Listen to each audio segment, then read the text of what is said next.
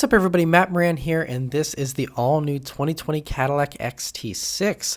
And so this is the sport one we're looking at first. There's a sport and a luxury trim. The sport one has, everything blacked out here in the front. Looks a little more sportier and aggressive, of course, and looks very good. I gotta say, I love the way they styled this thing. I think it looks really, really sharp.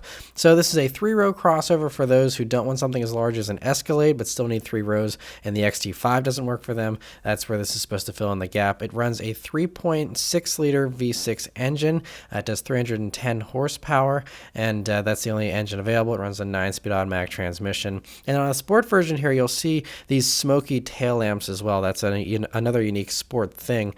If you go for the normal luxury version, which is what we're looking at here, you have a little bit more bright work here in the front, a little less aggressive, but still very, very good looking to me.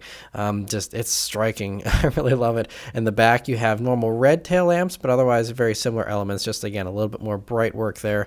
So it's got a lot of good safety features as well. It's got standard everything basically, including automatic emergency braking. It's got blind spot monitoring as standard, and all those types of things are all baked in. But you don't have Super Cruise. That's the one thing. You can't get an available advanced adaptive cruise control system, but no Super Cruise, which is kind of unfortunate and surprising. You have the 8-inch infotainment display there, and it now is controlled either touchscreen or through this new rotary controller, which is similar to the one in the XT4, but now you can also tilt it left and right to swipe back and forth between different things in the menus. But since it's still a touchscreen, I would just do that. It still has Apple CarPlay and Android Auto, so it should still be very easy to navigate.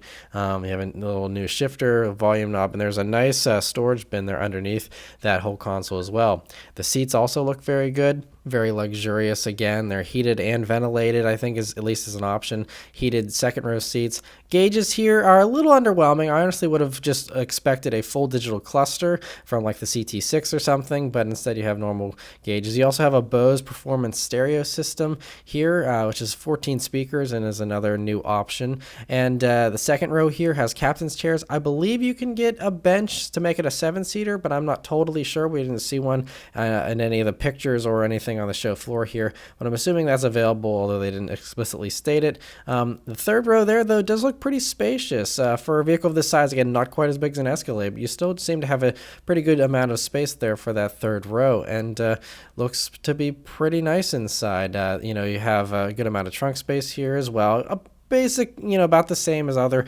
3-row crossovers in this segment, although there are some that might be a little more spacious, but still seems to be pretty good. And you can also see when you open that up, you got a nice, very deep, very large bin underneath there, so that makes it seem a lot larger, and so that's a great feature as well. And so anyway, they're saying these are going to be going on sale in the spring of this year. No pricing has been revealed yet, but I'm guessing somewhere in between the XT5 and the Escalade is where you can assume. But anyway, let me know your thoughts on it in the comments below. Thank you guys very much for watching, and I'll see you on the next one. Take care.